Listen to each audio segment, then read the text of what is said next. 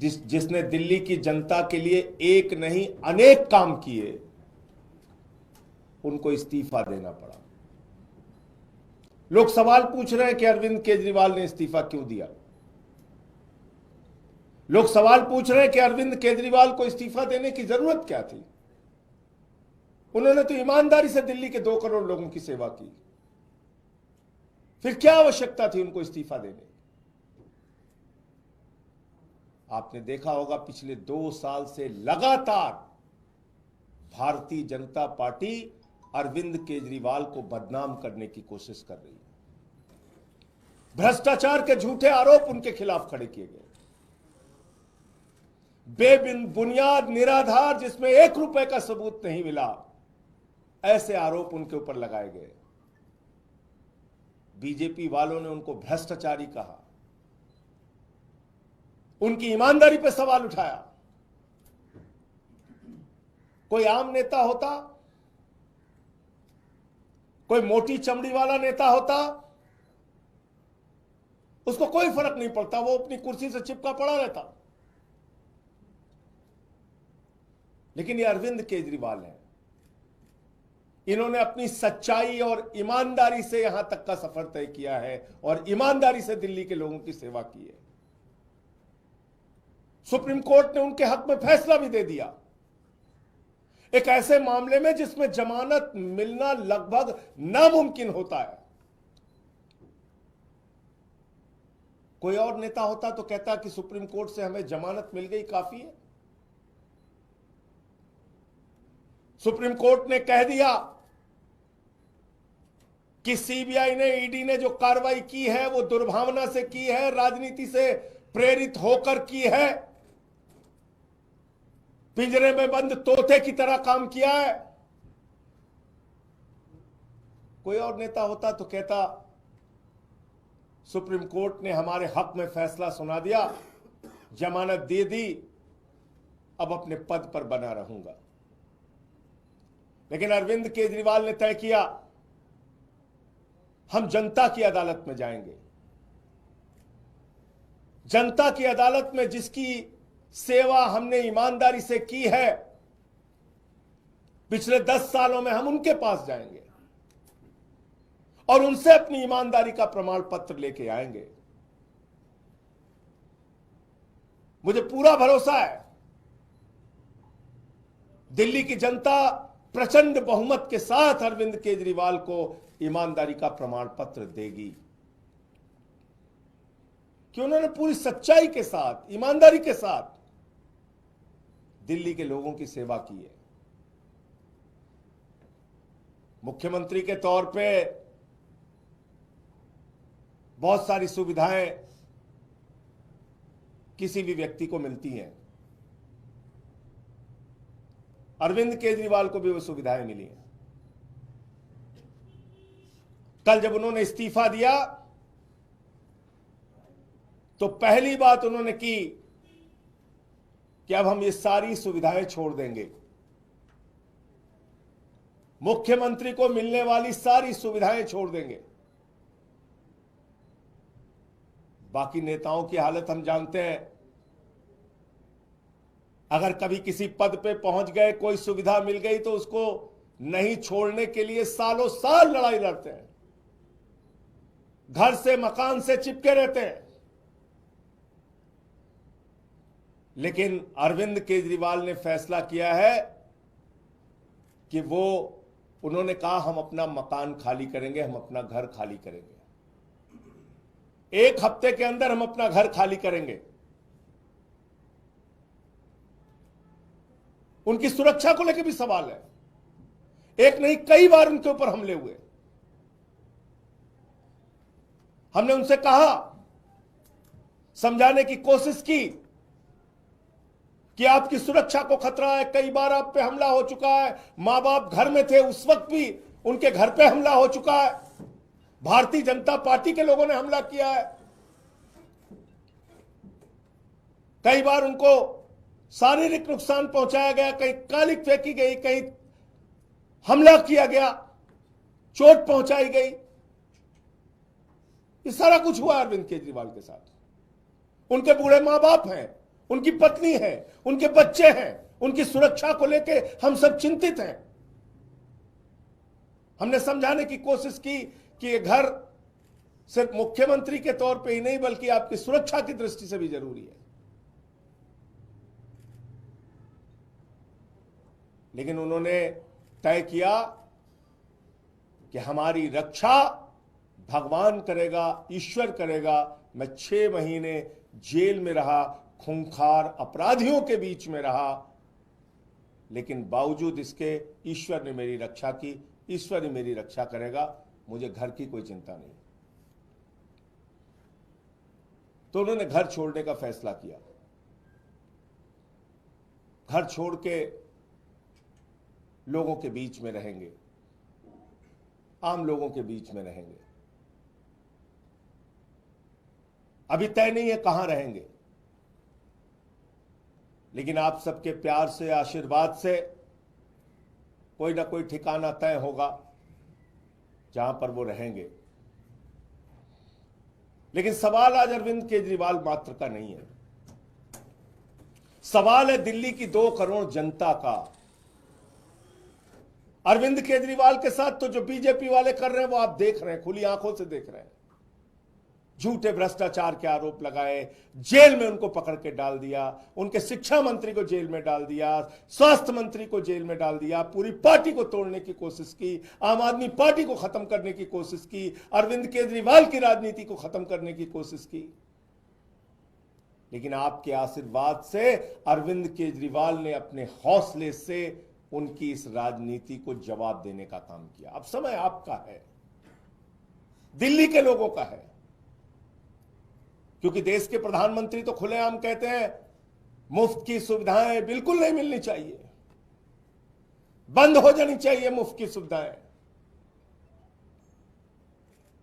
आपको सोचना है, अरविंद केजरीवाल नहीं होगा तो दिल्ली का क्या होगा, अरविंद केजरीवाल नहीं होगा तो दिल्ली के लोगों का क्या होगा। जो बच्चों को मुफ्त शिक्षा मिलती है वो शिक्षा बंद हो जाएगी।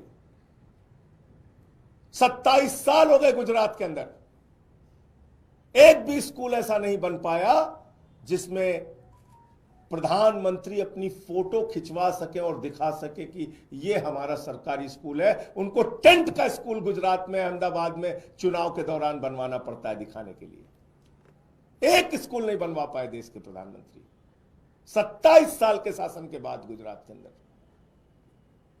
पूरे देश में बताइए, भारतीय जनता पार्टी शासित राज्यों में जो स्कूल अरविंद केजरीवाल ने बनवाया, ऐसा एक स्कूल किसी राज्य में बनाओ।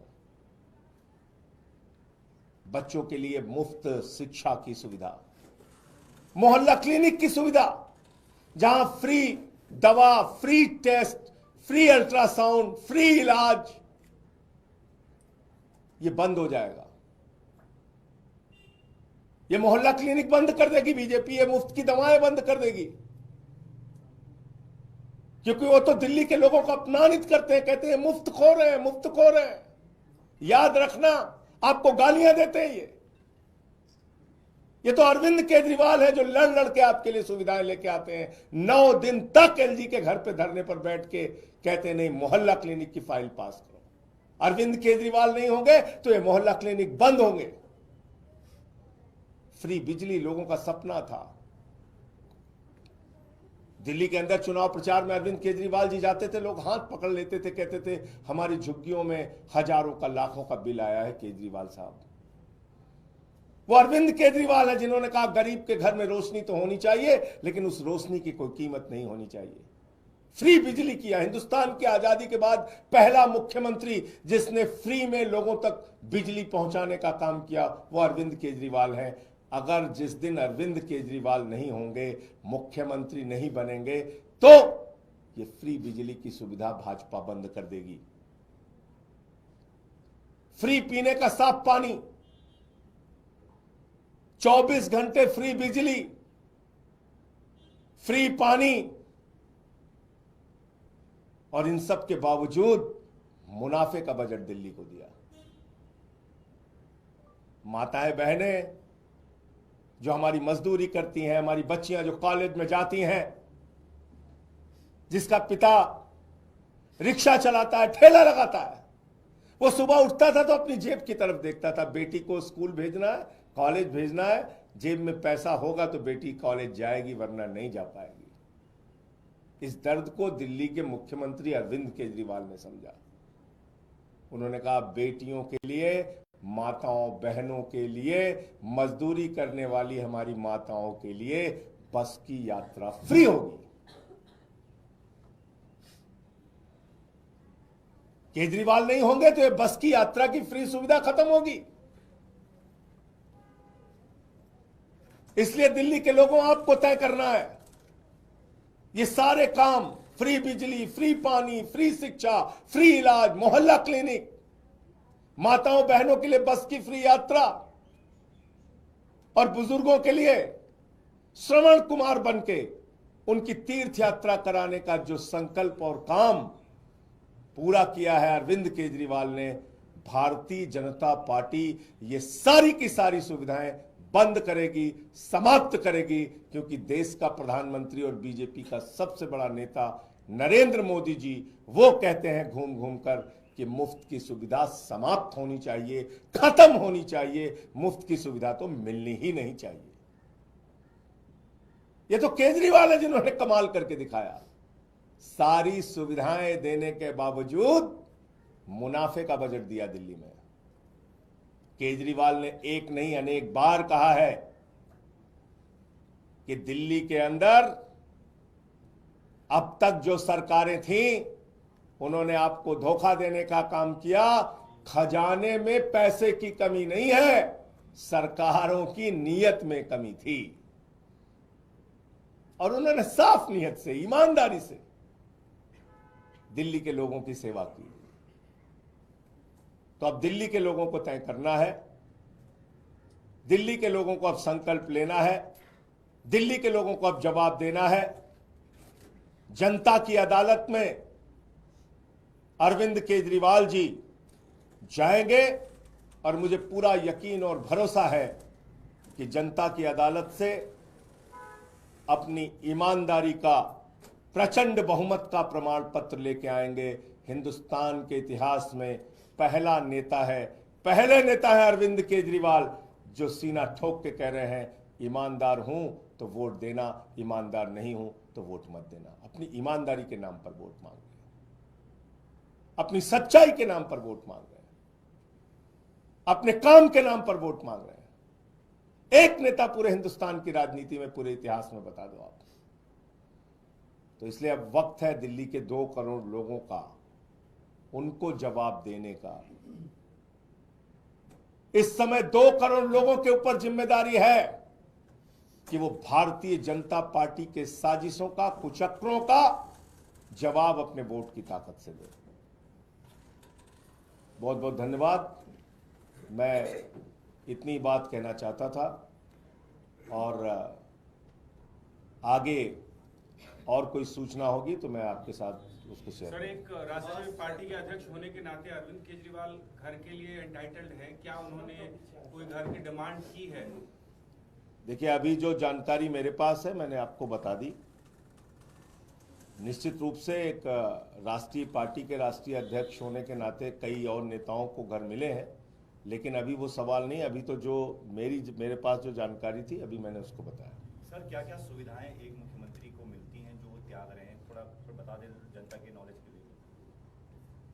अरे भाई, जो भी सुविधाएं मिलती हैं, घर गाड़ी सब त्याग देंगे, एक एक चीज आपको पता चलेगा। धन्यवाद। इससे इधर एक और राजनीतिक सवाल है सर, राहुल गांधी